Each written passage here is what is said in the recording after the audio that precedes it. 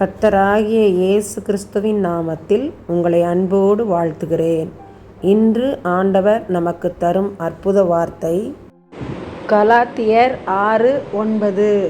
நன்மை செய்கிறதில் சோர்ந்து போகாமல் இருப்போமாக. Galatians 6:9. And let us not be weary in well doing. அன்பான சகோதர சகோதரிகளே, இயேசு கிறிஸ்து தான் உயிர் வாழ்ந்த 33.5 வருடங்களிலே யாருக்கும் தீமை செய்யவில்லை. தனக்கு தீமை செய்தவர்களை அவர் மன்னித்தார். சிலுவையில் அறைந்தவர்களை மன்னித்தார். இயேசு நன்மை செய்கிறவராகவே சுற்றித் திரிந்தார் என்று வேதம் நமக்கு தெளிவாக சொல்கிறது. இயேசு நமக்கு சிறந்த முன்மாதிரியாய் இருக்கிறார். பழைய ஏற்பாட்டிலே யோசேப்பு தன் சகோதரர்களால் பகைக்கப்பட்டார். குழியிலே தூக்கி போடப்பட்டார். இஸ்மவேலிடத்தில் விற்று போடப்பட்டார். ஆனால் தன்னை தேடி வந்த தன் உடன் பிறந்த சகோதரர்களை யோசேப்பு மன்னித்தார், ஏற்றுக்கொண்டார். அதனால்தான் ஏற்ற சமயத்திலே ஆண்டவர் அவருக்கு கிருபையும் நன்மையும் கொடுத்து உயர்த்தி வைத்திருந்தார்.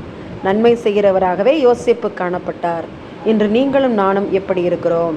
நமக்கு தீமை செய்கிறவர்களை மன்னிக்கிறோமா? நன்மை செய்கிறவர்களாகவே நாம் உலகில் இயேசுவை போல திரிகிறோமா என்பதை யோசித்து பார்த்து நிதானித்து ஆராய்வோம். நன்மை செய்வோம், கர்த்தரிடம் கிருபை பெறுவோம். ஆமன். நன்மை செய்கிறவரே, பரமபிதாவே, பரிசுத்த ஆவியானவரே, தர்மையான ஜெப நேரத்துக்காக ஸ்தோத்திரம். எங்களை தாழ்த்தி உம்முடைய பாதத்திலே அர்ப்பணித்து ஜெபிக்கிறோம். எங்களுடைய நாட்டிலே எங்களுக்காக வாழ்கிற முப்படை வீரர்களுக்காக ஜெபிக்கிறோம். எங்களுடைய நாட்டின் எல்லை பகுதியிலே இருக்கிற எல்லைப்படை வீரர்களுக்காக ஜெபிக்கிறோம்.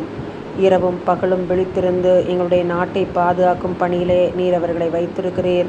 அவர்களை பாதுகாத்தருளும், அரவணையும், ஆதரியும், ஆசீர்வதியும். உம்முடைய வல்லமையுள்ள கரங்களுக்குள்ளாய் படை வீரர்களை ஒப்பு கொடுத்து ஜெபிக்கிறோம். தேவைகளை சந்தியும். உம்முடைய அரவணைக்கிற கரம் அவர்களை தாங்க வேண்டுமாய் ஜெபிக்கிறோம். எல்லா பலவீனங்களையும் எடுத்து போடும். நாட்டை பாதுகாக்கக்கூடிய கிருபைகளை கூட்டித்தாரும். முப்படை வீரர்களின் குடும்பங்களுக்காய் ஜெபிக்கிறோம். ஆசீர்வதியும், காத்துக்கொள்ளும். குடும்பங்களை காத்துக்கொள்ளும், வீரர்களை காத்துக்கொள்ளும். எந்த சூழ்நிலையிலும் தைரியமாய் எதனையும் எதிர்கொள்ளும் திறமையை தாரும். உம்முடைய கரம் அவர்களை தாங்கி பாதுகாத்து வழிநடத்த வேண்டுமாய் ஜெபிக்கிறோம்.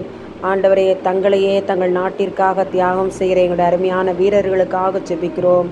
நீர் அவர்களை பொறுப்பேற்று வழிநடத்தும். போக்கில் வரத்திலும் காத்துக்கொள்ளும். ஆண்டவரே, உயிரை தியாகம் செய்யும் சூழ்நிலை வந்தால் கூட உடைய கிருபை அவர்களை தாங்கி வழிநடத்த வேண்டுமாய் ஜெபிக்கிறோம். ஆண்டவரே, எங்களுக்காக நீர் உயிரை தியாகம் செய்தீர் என்பதை அவர்கள் ஒரு நாள் உணர்ந்து உமக்கேற்றவர்களாய் நடக்கக்கூடிய கிருபைகளை கூட்டித்தாரும். உடைய அரவணைக்கிற கருத்திற்குள்ளாய் முப்படை வீரர்களை ஒப்புக் கொடுக்கிறோம். இயேசுவின் மூலமாய் ஜெபிக்கிறோம் நல்ல பிதாவே. ஆமன், ஆமன்.